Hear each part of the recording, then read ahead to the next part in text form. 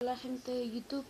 Bueno, pues hoy les voy a mostrar una cosa que se llama fidget spinner. Tal vez alguno de ustedes ya tenga uno.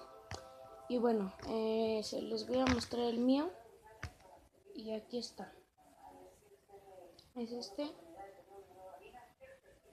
Tiene colores, es de colores. Morado, azul y amarillo, creo.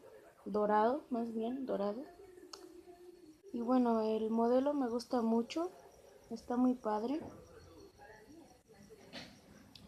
Y les voy a mostrar un truco que yo sé hacer con el fidget spinner. Y déjenme quitar esto. Y es este, miren. Ay, espérense, no me salió. Va de nuevo, ahí está. Ahí está.